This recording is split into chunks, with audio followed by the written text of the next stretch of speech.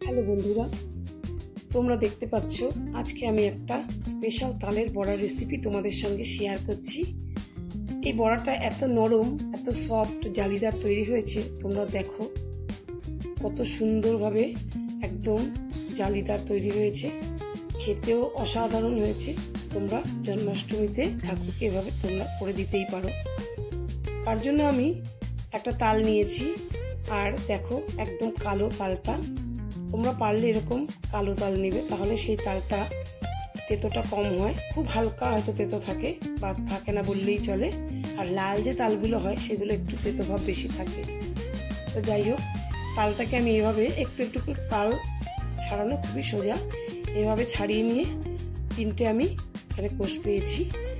দেখতে পাচ্ছ কত সুন্দর কালার। আর এভাবে আমি তালগুলো কোষগুলো ছাড়িয়ে নিয়ে গ্রেটার দিয়ে আমি এবার গ্রেট করে নেব।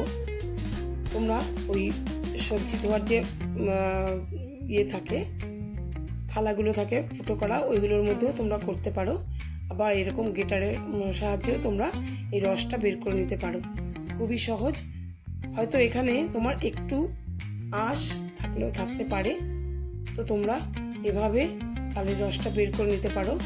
এভাবে বের করে নিয়ে আমি একটু দুথালা মতন আমার এরকম রসটা বেরিয়েছে, আমি বড় ছাঁকনি দিয়ে ছেঁকে নেব একটু, যাতে একটু আধটু যদি আঁশ থেকে থাকে সেটা পরিষ্কার হয়ে যাবে। বন্ধুরা, তোমরা আমার এই রেসিপিটি যদি দেখার পরে যদি ভালো লেগে থাকে তাহলে কিন্তু একটা লাইক অবশ্যই দেবে, আর কমেন্ট করে জানাবে যে তোমাদের রেসিপিটা কেমন লাগলো। আর যদি নতুন বন্ধুরা কেউ থেকে থাকো তাহলে তারা সাবস্ক্রাইব করে পাশে থেকো। আমার মোটামুটি তালের রসটা নেওয়া হয়ে গেছে। এবার আমি কড়াইতে সামান্য কিছুক্ষণের জন্য জাল দিয়ে একটু শুকিয়ে নেব রসটা। কাঁচা ভাবটা চলে যাবে এবং একটু শুকিয়ে আসবে। কড়াইয়ের মধ্যে আমি দিলাম, আর এক বাটিও আছে, একটু নেড়ে চেড়ে আমি আর এক বাটিও দিয়ে দেবো। দিয়ে খুব ভালোভাবে ফুটিয়ে একটু রসটা টানিয়ে নেব। রসটা টানিয়ে একটু ঠান্ডা করে নিয়ে তারপরে আমি বড়াটা তৈরি করবার জন্য নিয়ে নেব। দেখতে পাচ্ছ মোটামুটি আমার তালের রসটা তৈরি করা হয়ে গেছে। এবার একটা বাটিতে ঢেলে আমি ঠান্ডা করে নিয়েছিলাম। এই মোটামুটি ঠান্ডা হয়ে গেছে। এবার আমি তালের বড়া বানানোর জন্য এখানে এক বাটি চিনি নিয়েছি, এক বাটি ময়দা নিয়েছি, হাফ বাটির একটু বেশি নিয়েছি চালের গুঁড়ো, তোমরা যে কোনো চালের গুঁড়ো নিতে পারো। আর নিয়েছি এক বাটি নারকেল কোড়া, একটা বড় নারকেলের হাফ মালা নারকেল আমি এখানে নিয়ে নিয়েছিলাম। আর নিয়েছি 4টে কলা। বন্ধুরা, কলাটা দিলে পরে ভেতর থেকে অনেকটা সফট হয়, তাই কলাটা পারলে তোমরা দেবে। কাঁঠালি কলার একটু নরম কাঁঠালি কলা নিয়েছিলাম। এবার আমি একে একে সব জিনিসগুলো এখানে মিশিয়ে দেব। চালের গুঁড়ো, ময়দা, নারকেল কোড়া আর চিনি একসাথে এখানে মিক্স করে নিলাম। মিক্স করে এবার আমি একটু মৌরি, 1 চামচ মৌরি একটু আধ ভাঙা করে নিয়েছিলাম, সেটা এখানে দিয়ে দিলাম। আর সঙ্গে একটুখানি নুন দিয়ে দিলাম।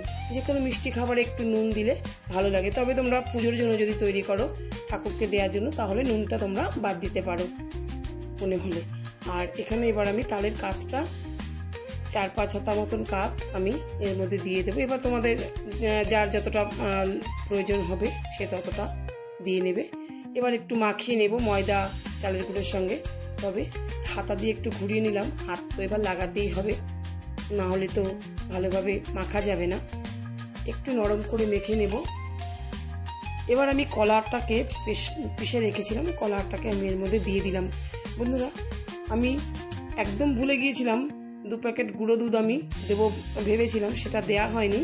আমুল স্প্রে, আমুল নয়, আমুলিয়ার 2 সবুজ রঙের প্যাকেট, তোমরা কিন্তু গুঁড়ো দুধটা দিও, তাহলে আরও টেস্ট বাড়বে।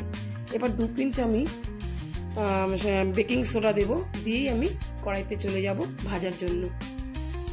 দেখতে পাচ্ছ বন্ধুরা, একদম এরকমভাবে খুব ভালো করে ফেটিয়ে নেবে, আর এরকম নরম নরমভাবে একটু করে নেবে। এবার কড়াইতে তেল দিয়ে একটা একটা করে দিয়ে আমি কয়েক খোলা ভাজা হয়েছিল, নরমভাবে এরকম মেখে ওলট পালট করে ভেজে তুলে নেব। বেশ বড়াগুলো ফুলে উঠেছে, দেখতে পাচ্ছ। এরকম ভাবে তোমরা তৈরি করলে 2 দিন তোমরা বাড়িতে এমনিতেই রেখে দিতে পারবে। তোমাদের 2 দিন পর্যন্ত কোনো সমস্যা হবে না। বড়া কিন্তু একই রকমভাবে নরম থাকবে। এভাবে করে দেখো আমার স্পেশাল তালের বড়া তোমাদের কেমন লাগলো। এভাবে করে আমাকে কিন্তু তোমরা কমেন্ট করে জানাবে। সত্যি খুবই সুন্দর তালের বড়া তৈরি হয়েছে। তোমরা এইভাবে জন্মাষ্টমী উপলক্ষে ঠাকুরকে তৈরি করে দিও। আর বন্ধুরা, তোমরা খুব ভালোভাবে জন্মাষ্টমী কাটাও আর সকলে ভালো থেকো। ধন্যবাদ।